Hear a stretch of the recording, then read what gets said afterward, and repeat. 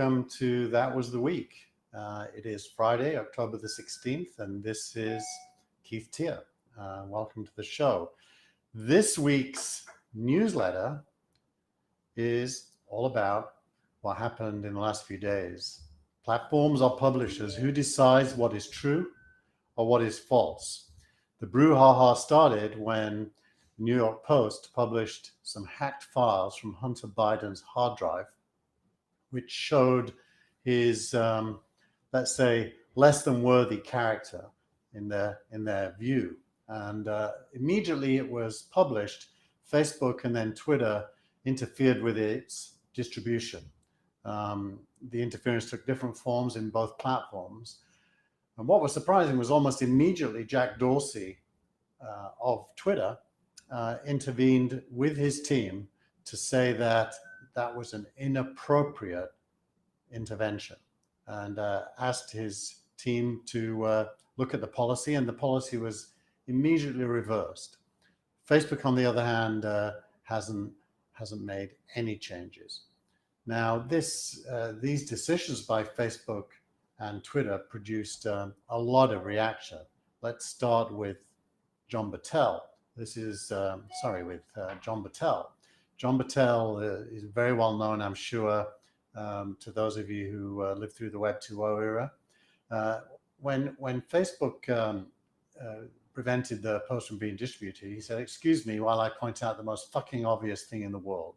When it comes to what an editor actually does, we draw lines about what is and is not acceptable, either as fact, as truth, as hypocrisy, or what is in the public interest. That's the damn job of journalists, to call bullshit. And regardless of Facebook's long-standing claims to not be a publisher or a journalistic entity, the truth is these actions prove the company understands it is an arbiter of facts, truth, and the public interest. The simple reality is this: the company has tried to have it both ways for too fucking long. It's time we treat Facebook for what it is, a media company, subject to the norms, responsibilities, and behaviors we all expect and demand from our media providers." So there Battelle is making the case that Facebook is not a platform, it's a media company, and it did the right thing here, acting to prevent things that it disagreed with from being published.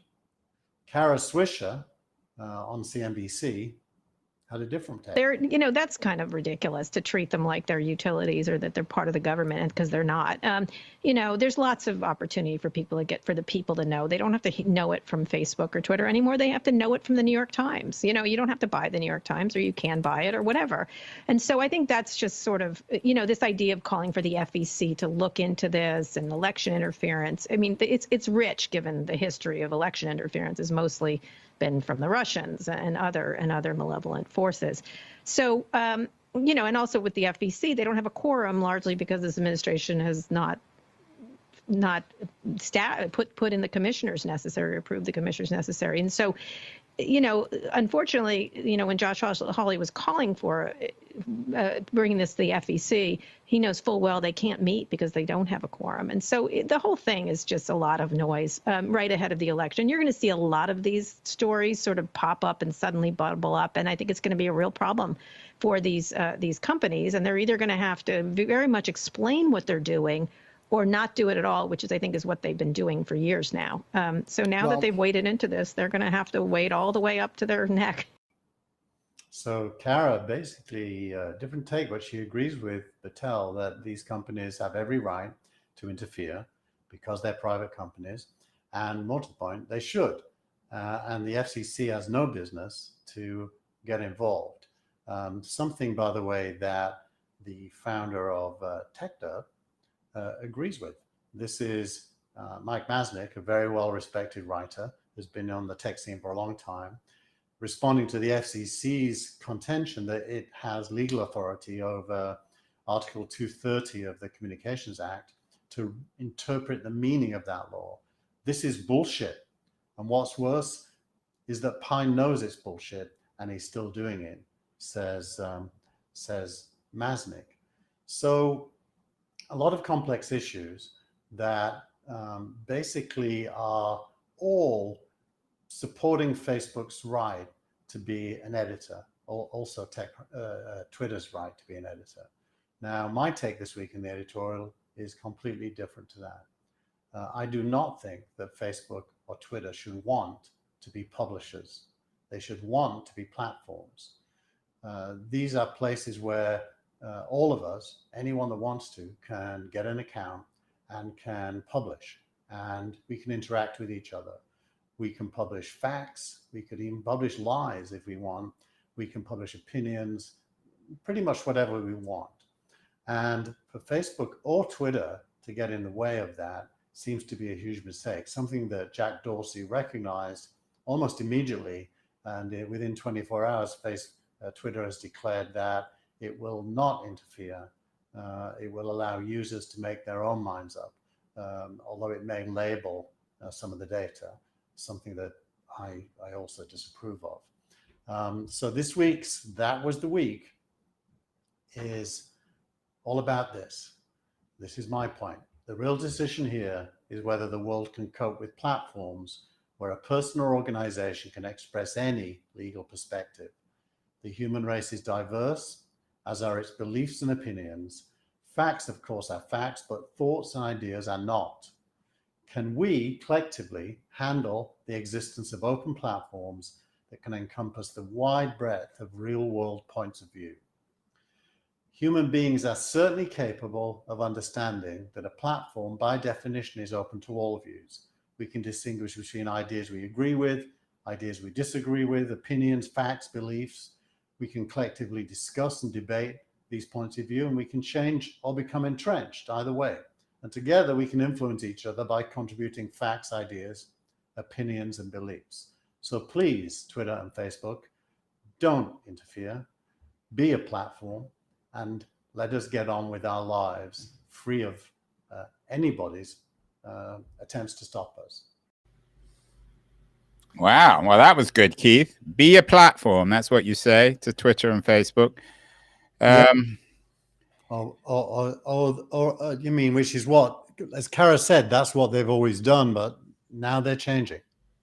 Well, they're not, because let's go back to the quote from, because I think you're mixing the arguments up here. I don't think necessarily there's a lot of disagreement. Let's go back to the John Battelle quote. Can we? Yeah, there you go. Okay, so we agree. I mean, you would agree that an editor is an editor, that he draw lines about what and what isn't acceptable, either as fact, as truth, as hypocrisy. That's what an editor does. So that's what we might do at Now TV. That's what the New York Times does. That's the Washington Post does. That's what Battelle Media does. Yeah. So that no one's debating that what traditional media is, right?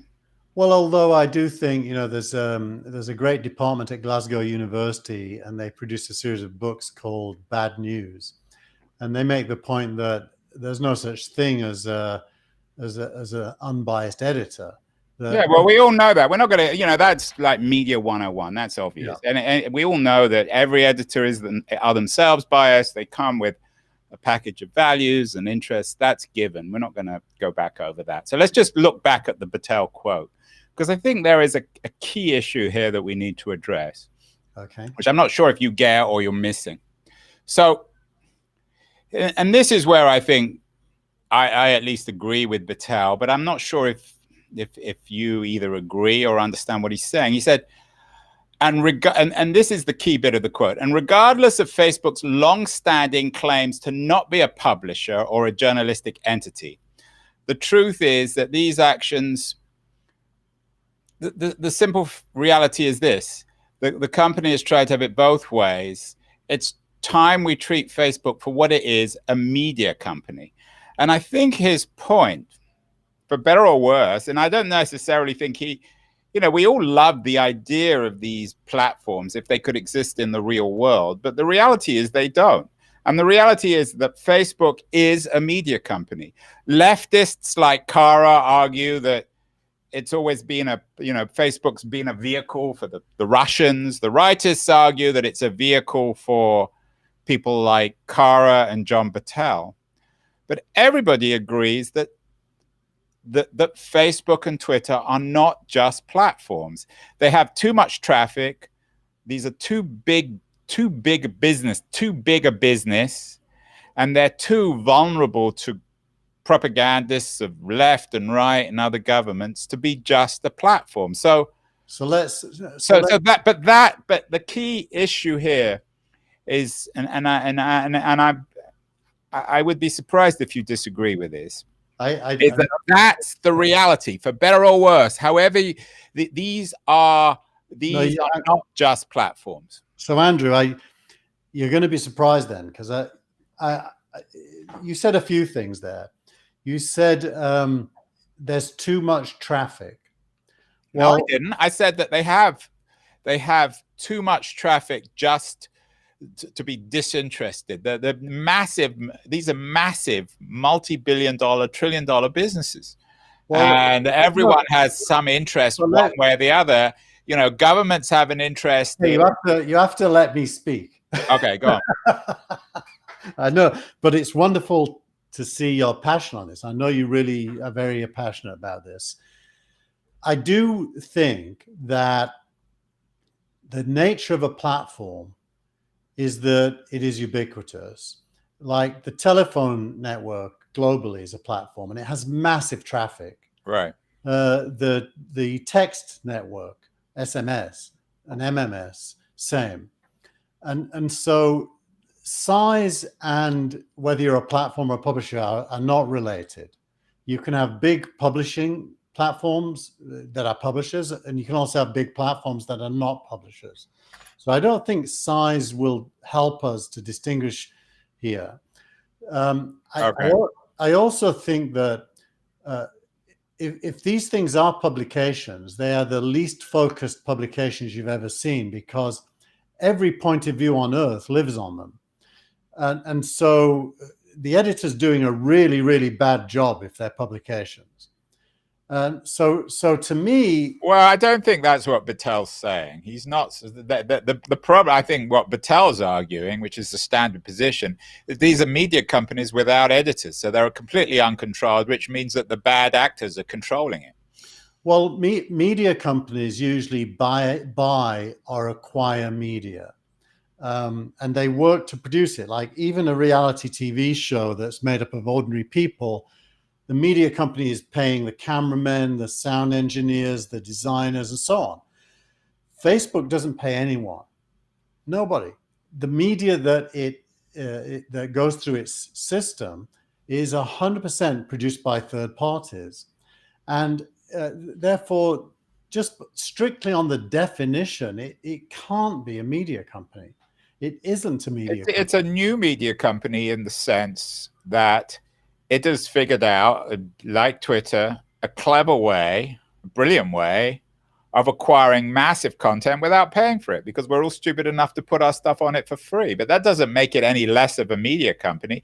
It's just a different. New York Times pays its writers, and Facebook and Twitter don't pay its writers, but they're equally media companies. Let's start with you and me.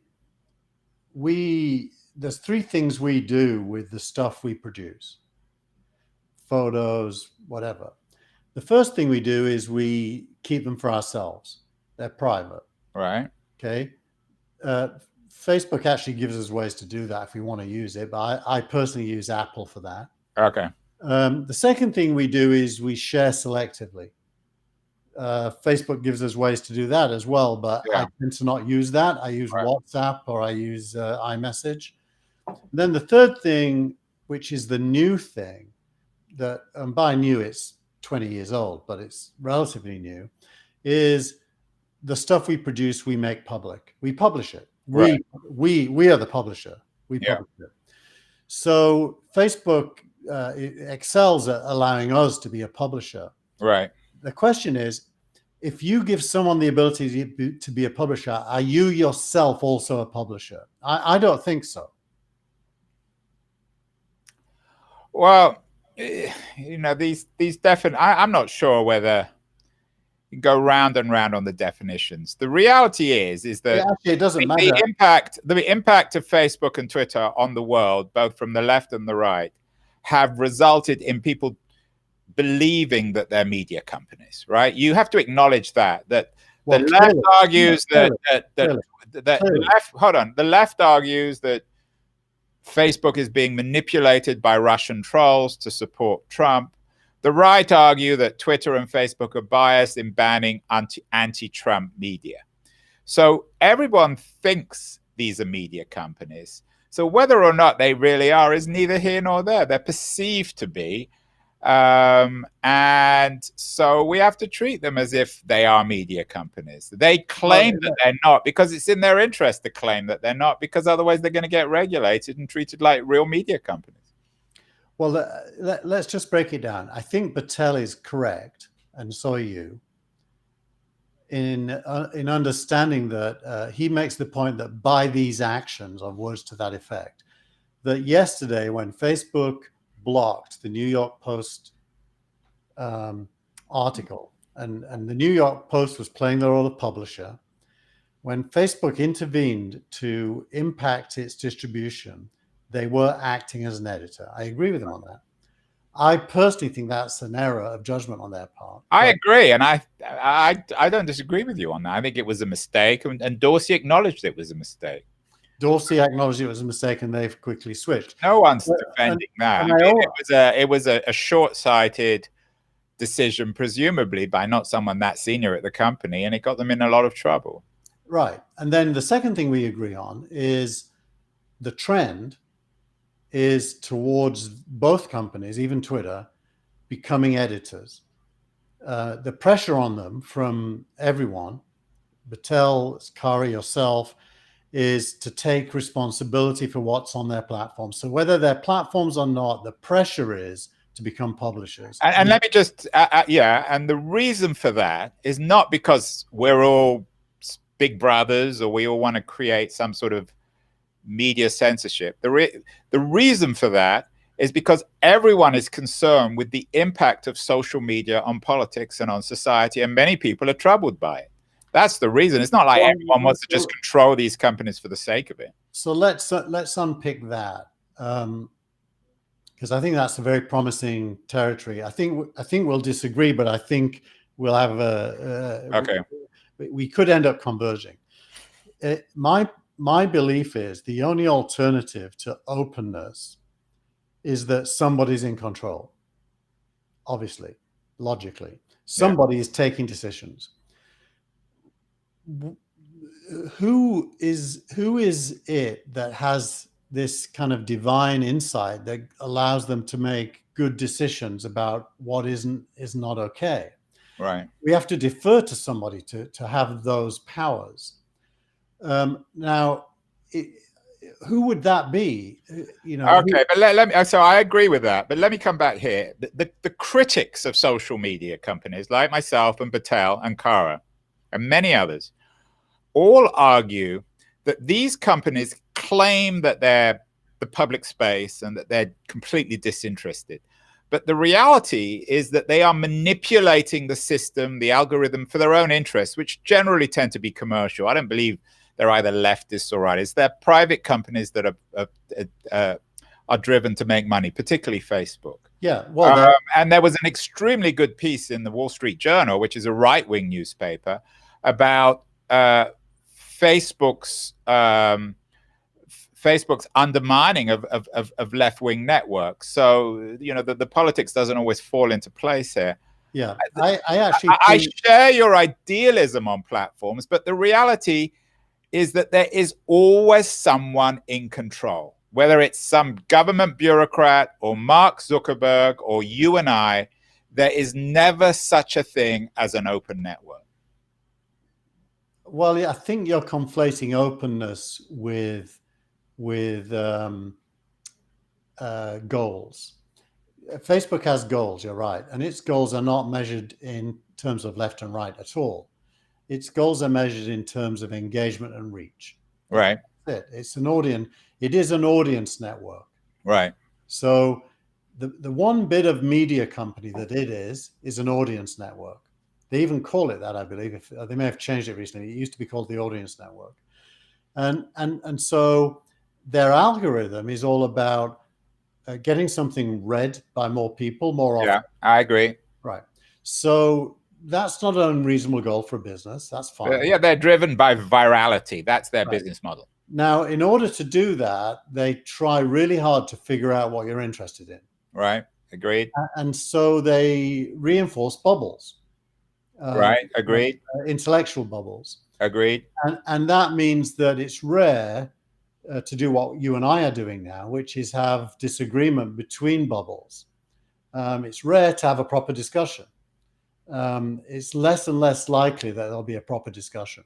So all of that's true, and that's baked into the algorithms. But there is definitely no editorial intent there other than reach and engagement. So I agree with that. But would you accept that the consequences of that, of this echo chamber culture, has been quite corrosive politically, particularly in the United States? I definitely believe that, and I've been an advocate for a long time to go to the positive side of Facebook and others building tools to encourage engagement between different points of view. Like if I want to go in and right, but that's not going to happen. I think we actually agree here. I think let me try and figure out a way we agree.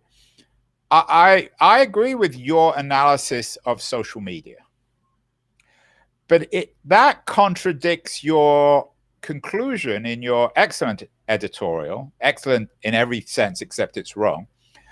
Your excellent editorial that says at the end, Facebook, just stick to being platforms, because as you acknowledge, given their business model of virality, they're not really platforms. They're not platforms in your ideal sense. Well, let's distinguish between commercial and non-commercial platforms. Or let's say platforms that have growth capability and those that don't. Like the telephone network could never prompt you to make a telephone call, or it would be weird, right? Yeah. So one of the new things with the internet and with digital media is the whole concept of growth hacking emerges, because you can actually do things that prompt people to react. And you actually should be fired if you don't do that, because your whole job is to grow your network. That's the job. Now we as human beings choose to use it because it serves various purposes we have, and we allow ourselves to be subjected to those prompts, or sometimes invisible prompts. And it seems to me that goes with the territory. Now imagine that there was a Facebook that wasn't commercial. It was exactly the same. Yeah. It had no interest in engagement or reach. It was a pure utility. Yeah. Well, firstly, it probably would be boring. No, it wouldn't, because it would contain it would contain all the opinions of the world. I think it would be the reverse. It'd be less boring than Facebook. Well, if you go there, then you have to say that discovery would be possible on it, things you didn't previously know about. Yeah. Which means that sharing or friends telling you about stuff would happen. Yeah. It would be less of an echo chamber. And this, I think the solution here, I agree about some of your ambivalence about the government, and I agree that aggressive control of Facebook and Twitter is inappropriate. The real opportunity here, and this comes back to the core issue, the core thing we've always discussed on this show, is innovation. There is a great opportunity for two things: private networks that have figured out ways to solve the Twitter, Facebook problem, but secondly, also public networks, public nonprofit initiatives, like the one that's being pursued by Eli Parisa, who you should get on the show, who was the guy who came up with the very idea of echo chambers in the first place. He was the one who pointed. He's a long-time digital activist who pointed out the problem in the first place. So I think there are two ways of figuring this out: either with a public utility platform connecting all the different networks, or social media alternatives to Twitter and Facebook. Yeah, I was the founder of a mobile app called Just.me that tried to do exactly that. Right. I'm a huge believer in innovation leading to change. And I do believe that Facebook is not forever and Twitter is not forever. I agree. And if it was possible to build a genuinely fully distributed network, leveraging people's smartphones and computers to engage, to allow them to engage with whoever they wanted to on whatever topic they wanted, and if that was pure, as in not driven by reach and engagement as the primary goals, I'd be a big fan of it. I mean, and that's Eli's point about the real challenge and opportunity is to build genuine public space in the digital sphere. The problem with Facebook and Twitter is that they present themselves as representing the public sphere, but these are private companies with the for-profit interests that all private companies have. And that's the contradiction and the problem. Well, there isn't, because there's another dimension to the discussion, which is probably best put in the context of cancel culture. And, you know, especially the left, and especially the woke left, trying to control platforms to be more like ones they would like. I agree, but I don't know if is that a critique of Eli Parisa's concept of the public sphere? No, this is more of a critique of the attempt to control Facebook and Twitter from the outside, and not just allow them to make up their own decisions as businesses to be what they want to be. There's a strong illiberal layer there that I react against strongly, because I am ultimately believe in freedom to do what you want, and the audience will go where it is happiest. Yeah, and I agree with you, and I think that came out with Twitter's decision to censor the New York Post piece, because there are people, particularly in America, people on the left who simply believe that any anti-Biden news is by definition bias and should be banned. And these people are just as problematic and censorious as the Russian trolls. I couldn't agree more. Yeah. So that's we've agreed, Keith. That is really disturbing. What's gone wrong? Well, I think we'll still disagree on detail. I think if we focus, you've got to get Eli on the show, though, because I think he's really trying to think this stuff about the public space through. But where I think we'll disagree is on this safe harbor issue, which you threw in at the end, and I think it's a different issue. So do you want to just explain the safe harbor stuff and what your position on that is? Yeah. So, well, the first thing is to understand it. Originally, all internet companies that were platform-like were considered to be in the same space as common carriers are, right? They phone companies. So originally there was no liability for any content that flowed through an internet service. Like, no, hold on. Let's be clear here. No changing the narrative. The reason why they weren't treated as common carriers because they were treated as phone companies. The reason why the safe harbor thing came into existence in 1997. No, wait, Andrew. You're going to be fine with what I'm saying. Okay. I'm in the era before 97 when I'm saying what I'm saying. Okay, but let's focus on the safe harbor law, because that's the issue you're dealing with. Yeah, so I want people to understand why that came about. I was the chief technology officer of EasyNet in the UK between 94 and 97. And the police would visit us and ask us to control content in the internet news groups. Right. They were specifically using pedophilia as their reason, but actually their interest was way broader than pedophilia. They just knew that everyone was against pedophilia, so it's likely you would be positive towards their request if they started with that. So everybody in the ISP space refused to comply because we didn't want to be responsible for content. Because why didn't we want to be? Because we didn't have the tools to even look at it. Never mind. But that's neither. But okay, but let's just be clear here. Let's just be, because this is a really, really important issue. Yeah. So traditional media was always liable. So if you published if you pedophilia material in a magazine or a newspaper or on a television network, you'd be sued and you'd be probably criminalized. Yeah. The argument about, but wait, go slower. Right. So we accept that. That's the traditional media law, right? True, but the key word is publish. You publish. Okay, but this is coming. Okay, so we're coming back to it. Yeah. So Web 2.0 changes everything because suddenly everyone becomes a publisher and anyone can publish anything. And you have these platforms that you idealize that have been sort of gone bad now, but in the beginning seemed very promising, where anyone could publish anything. So the great legal question was back then, should a platform be legally responsible for material that a magazine or a newspaper could be sued for, right? Is that fair? Yeah, although you put a lot of a history together there. No, I'm just making a very basic point. That was in 97. Remember in 97, none of those things had yet happened. All there was in 97 was like Yahoo.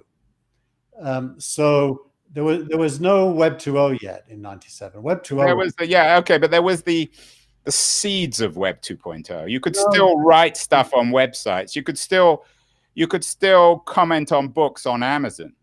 Well, no one really did. GeoCities.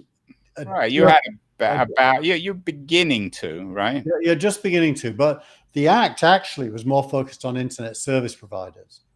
We're talking about an American Act, not British, because you were in Britain. Yeah, but in the US, the Act was focused on internet service providers. Right. Hello,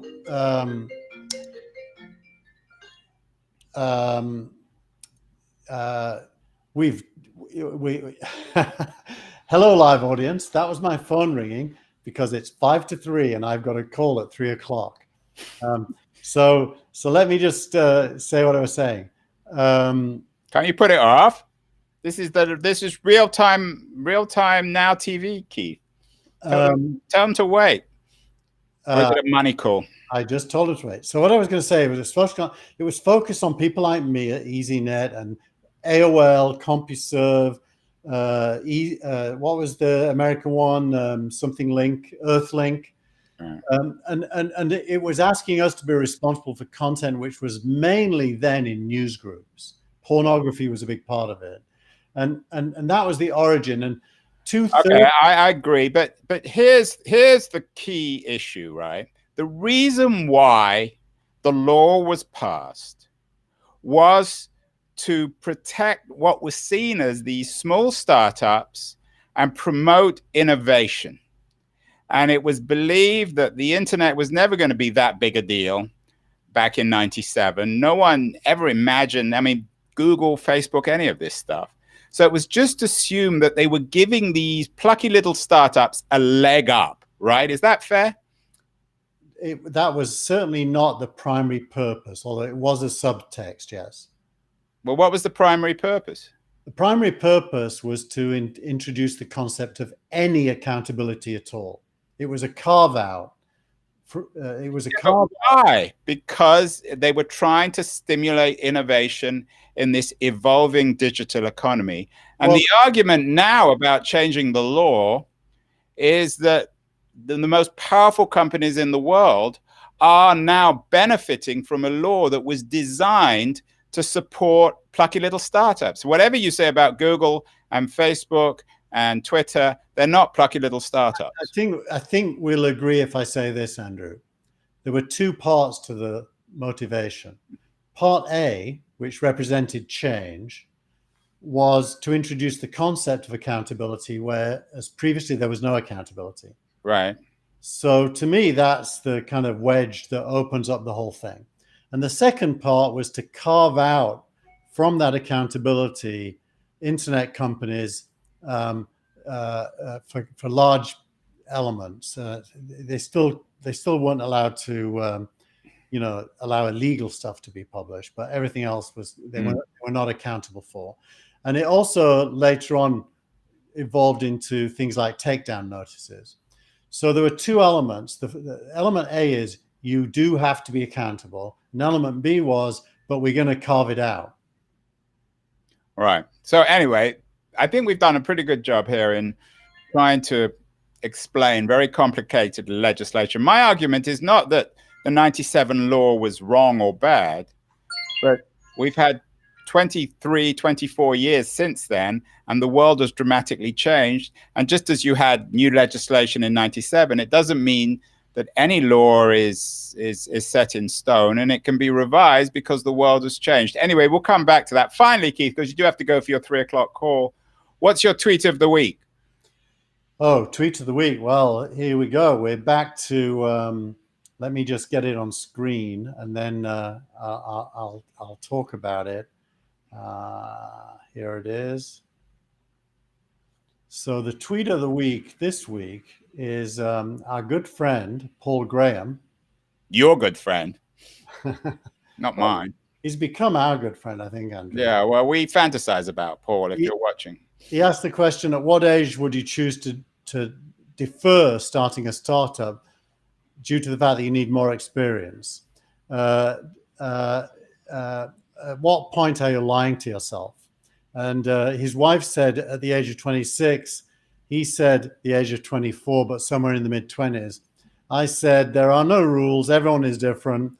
I was an idiot until I was 32. I did EasyNet at 40, Real Names at 44, invested in TechCrunch at 51, Archimedes at 56, ADV at 62.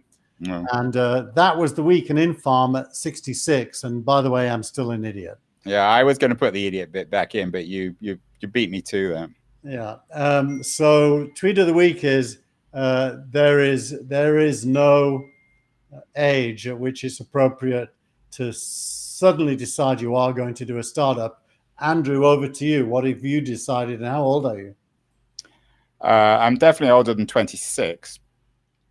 I think, again, I'm not sure you're interpreting the Graham piece. I think he's suggesting that the ideal age is in the mid-20s. Not that, I don't think he's excluding people like you. I think he's excluding people who are a bit younger. So the question is, should they be giving a lot of money to 18-year-olds? And I think actually the Facebook example proves that they probably shouldn't. Well, it's better to give it to older people like you and I, who are a little bit older than 26. my retirement fund is very happy they gave money to Facebook. Yeah, well, you wait. Facebook will crash at some point. Well, this was definitely a week, Andrew. We started a new format. I like the new format. I thought your editorial was excellent, and I think next week we should get Eli Parisa on the show to talk about what a public network, or what a network in public space could actually look like, because Eli's been giving it a great deal of thought. Certainly he can do much more justice to this idea than I can.